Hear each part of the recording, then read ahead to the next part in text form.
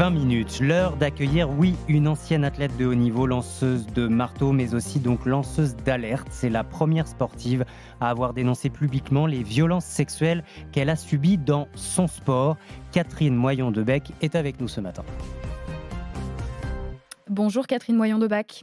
Bonjour à vous, merci pour votre invitation. Vous êtes la coprésidente de la commission de lutte contre les violences sexuelles et les discriminations dans le sport, commission créée il y a 1 an et demi par le CNOSF, le Comité national olympique. Avant de parler de votre combat, l'actualité, c'est ce chiffre que vous avez dévoilé très récemment, 1000 signalements de violences sexuelles dans le sport auprès de la cellule d'écoute du ministère depuis sa création en 2020.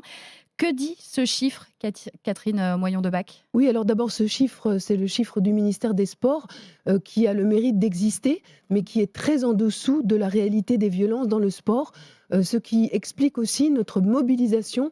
Et je tiens à dire que le Comité national olympique et sportif français, sous l'autorité de sa présidente Brigitte Henriques, est un acteur incontournable de cette lutte contre les violences sexuelles et les discriminations dans le sport. Et nous affirmons une volonté de cohérence et une ligne éthique et politique qui est indispensable. Évidemment, en concertation et dans le respect du ministère des Sports et du comité d'organisation de Paris 2024 dans la perspective des Jeux Olympiques et Paralympiques de 2024. Mais alors, si je vous comprends bien, ce chiffre, c'est que la partie émergée de l'iceberg, la parole ne s'est pas encore complètement libérée ? Oui, en fait, la parole s'est libérée. Il y a l'écoute de la parole, mais il y a aussi l'accompagnement qui est nécessaire pour que les victimes puissent se reconstruire et pour aussi avoir une vision pour qu'elles puissent renouer avec le fil de leur vie, même si, évidemment, leur vie ne sera plus jamais la même, mais elle peut aussi être plus belle, plus forte, plus inspirante en ayant surmonté ses souffrances. C'est dans tous les sports ?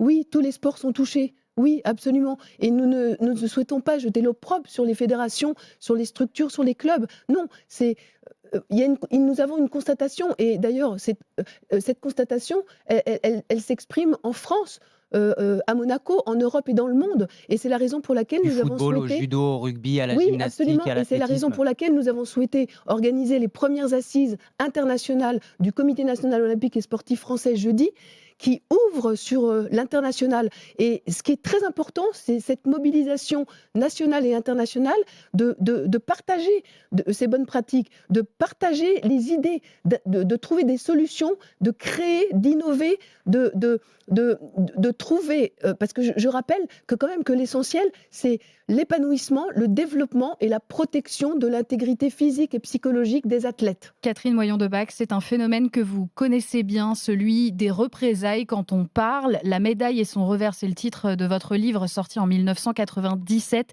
Vous y racontez les menaces que vous avez reçues avant de parler et votre évincement de l'équipe de France après l'avoir fait. Ces comportements, ces pratiques existent-elles toujours ? Alors je vais essayer d'être nuancée. Je crois que nous sommes encore dans l'ancien monde, même si tout est fait pour rentrer dans une ère olympique nouvelle. Donc il faut avoir de l'espoir et avec confiance et bienveillance, avancer tout en affirmant l'exigence de vigilance. Mais effectivement, pour être la première athlète de haut niveau à avoir brisé la loi du silence, à avoir mené un combat historique seul contre tous, qui a ouvert la voie, je pense que j'ai une petite légitimité et que justement le fait d'avoir tout surmonté, je m'efforce avec beaucoup d'humilité de montrer l'exemple, de continuer à ouvrir cette voie et je suis persuadée, je suis intimement convaincue que c'est ensemble, toutes et tous, à notre niveau de responsabilité et d'action, chacun à sa place, à sa juste place, que nous allons pouvoir y parvenir. C'est comme une course de relais. Chacun doit faire ce qu'il doit faire, puis transmettre.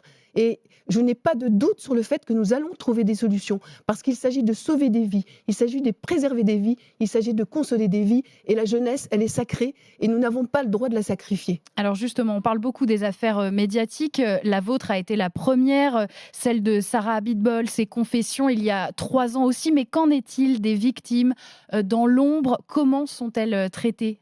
Justement, beaucoup de victimes ne parlent pas parce qu'elles sont conscientes, vous parliez des représailles.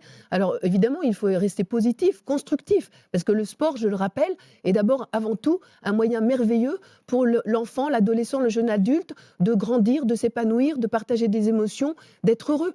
mais je parle au nom des innombrables victimes à travers la France, mais aussi à travers l'Europe et le monde.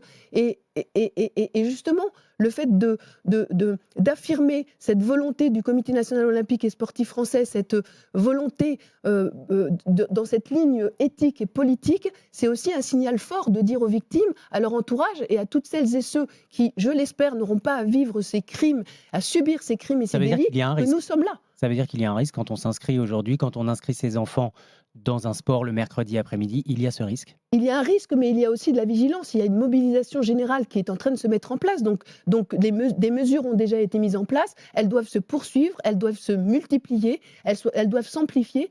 Et en cela, le Comité national olympique et sportif français est un acteur incontournable qui a toute sa place, rien que sa place, sa juste place, comme je l'ai dit tout à l'heure, en concertation avec le ministère des Sports notamment et le comité d'organisation de Paris 2024. Merci Catherine Moyon-Debac. Je rappelle que vous êtes la coprésidente de la commission de lutte contre les violences sexuelles dans le sport au sein du Comité national olympique. Oui, et également ambassadrice des valeurs de l'olympisme pour la France, ce qui est très important parce qu'il faut affirmer aussi les principes éthiques, éducatifs, humanistes et environnementaux qui sont aussi la première façon, la première manière de lutter contre les violences dans le sport.